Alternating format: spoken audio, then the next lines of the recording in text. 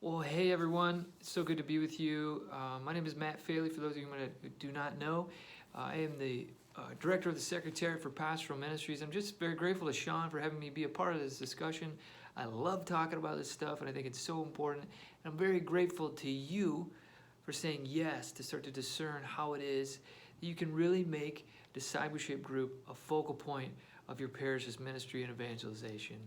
And what I'm going to do today is talk briefly about the role of the parish and our role in evangelizing the parish when it comes to the conversation of these discipleship groups. I just say this, it's a vital thing for us to really get this one right. The parish plays a vital role in this discussion. So again, I'm grateful for the opportunity to share a few thoughts on this. And what I want to do is just start with my own story. 10 years ago, I was new to the city of Indianapolis and new to the Archdiocese. I took this job, a previous job, moving here not knowing a soul. I was a single guy with no family here, no real friends, but really a call to come here not knowing why. So I was searching. I was trying to figure out who I was, why was I moving again, why was I here? And along the way, I was also searching for a parish. And so I did the whole pop in the back on Sunday Mass, sit in the last pew, check it out, see if anybody talks to me, see if this is a right fit. I did that for a little while until I found my parish home. And the reason I call it my parish home, and I have for the last 10 years, is that in my seeking, I was sought after. So the DRE at the time, and still, knew that I was looking and interested in the parish. She invited me to come into her office, and we sat and talked face to face and just really talked about life. And you know, her newborn baby was there hanging out with us. It was very authentic, very real. I loved it. But then she invited me to go deeper. She assigned to me what they call a parish companion. So someone walked with me, reached out to me, hey, let's get a coffee, started walking me through the process of kind of being a part of the parish community. And then a few months later, I stood before the entire parish community at the biggest Sunday Mass with all of the other new parishioners, and I was welcomed in to the parish community by signing a document on the dotted line that said, I'm going to be a part of this parish community. And then I had a reception afterwards. It was great. I was welcomed. It was awesome. But the most impactful thing was when I was invited to join what they called an agape group. This wonderful couple who had 4 kids at the time had all the single young adults of the parish come once a month for a meal, home-cooked meal, for some communities, for some drinks, for some prayer. And so I went. And I had a great time. But really, it was the moment walking out of this couple's home with a Tupperware filled with a home-cooked meal that I said, this is it. This is my new parish home. It was the parish actually that kept me here in the Archdiocese, kept me in the city of Indianapolis. And this parish has gone on to be hugely impactful for my own walk of discipleship and following the Lord.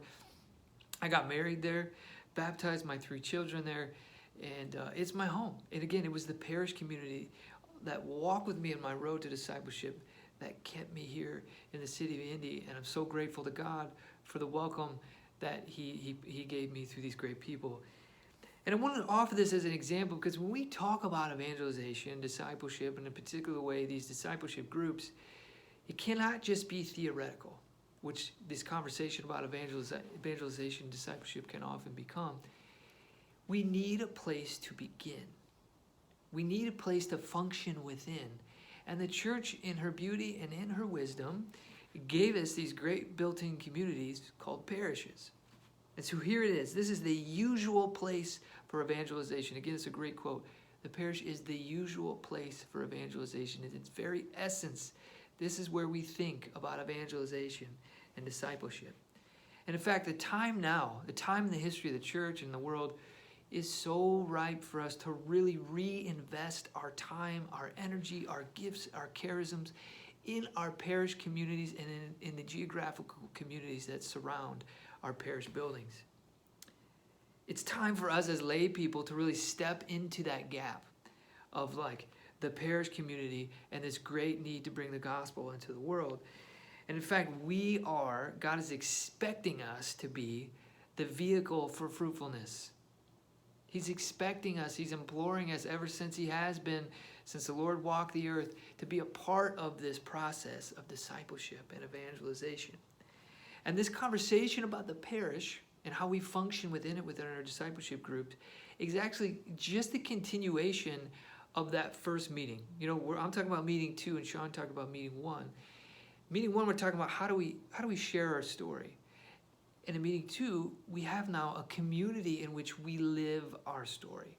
That story of the charisma that God loves us, He created us, and He's calling us for a specific purpose.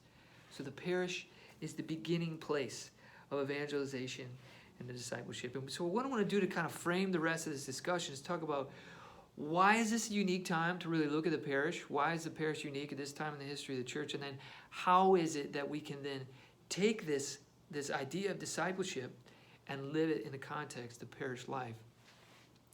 And so first, why? Why is this a unique time? Well, we've been hearing from popes for the last 60 or 70 years that we have to rethink our efforts of evangelization and discipleship. But I think it's especially now we're hearing that same language from Pope Francis when he talks about thinking about our relationship with our brothers and sisters in new and creative ways. And that new and creative way, which I'm going to propose to you, is actually not new at all. It's going to feel new when I bring it up to you, but it's not new at all. Because our parishes haven't, generally speaking, been functioning in this idea of this lived life of discipleship, but in a particular way through us as lay people. Let me share this quote with you from a document the Vatican put out a couple months ago about the pastoral conversion of the parish. Now listen to this. It says, mere repetitive action that fails to have an impact upon people's concrete lives remains a sterile attempt at survival, which is usually welcomed by general indifference. So if the parish does not exude that spiritual dynamic of evangelization, it runs the risk of becoming self-referential and fossilized. So if we do not focus our efforts on these new and creative ways, which is really just an old way of evangelization and discipleship, the very essence of the church, we run the risk of our parishes becoming self-referential and fossilized, which, in another way to say it, is non-existent in our communities. So that was a gut punch when I heard that, but again, affirmed my prayer that I've had for a long time, but very, very much so in the last few months, the last 6 to 10 months, especially in all this craziness what's going on in the world with COVID and all the unrest, is that our parish communities need to be center points of evangelization and discipleship. See, parish culture used to be different. It used to be very neighborhood-based, very school-based. There was a lot of people involved. We had more priests.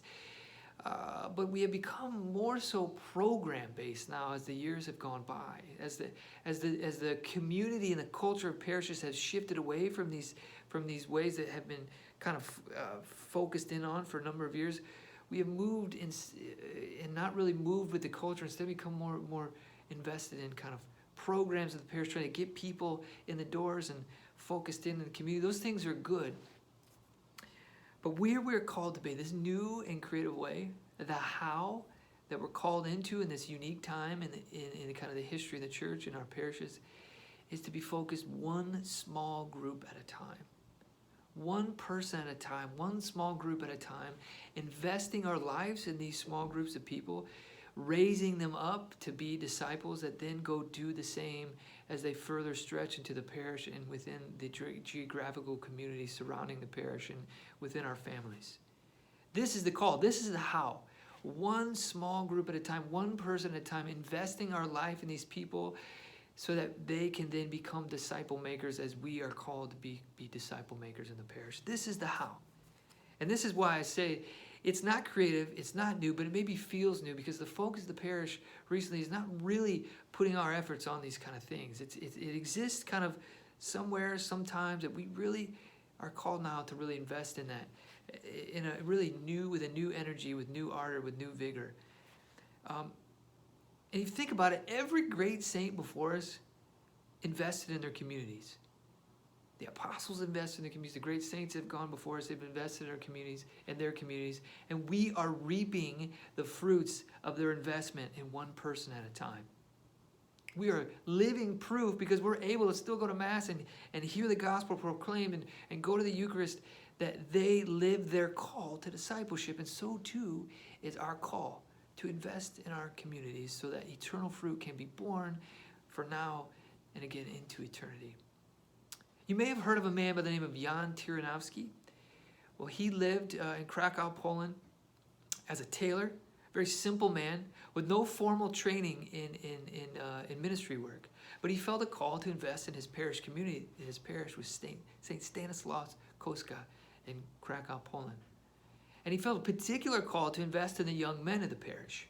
Again, with no formal training, he just followed his gifts, his charism, the call of the Lord, and he started this, what he called the Living Rosary Group. And he gathered men together, a small group of men on a regular basis, and really vested his life, taught them how to pray, taught them how to be virtuous men of God.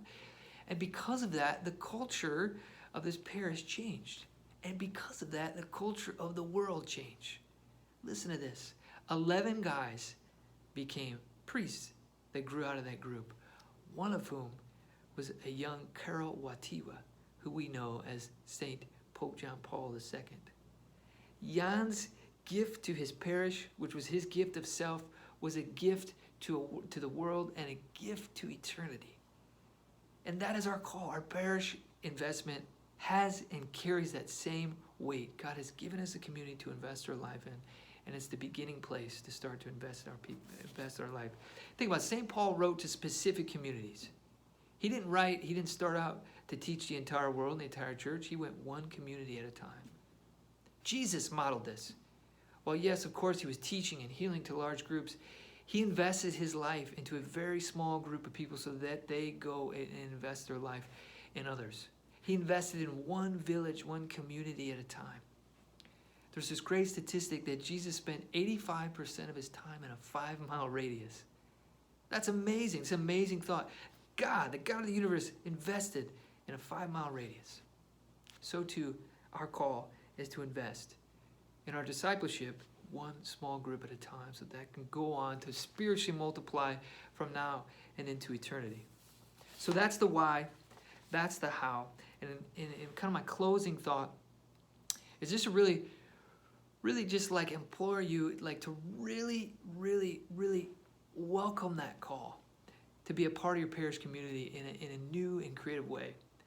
To really invest your life in that small few group of people that maybe God is asking you to.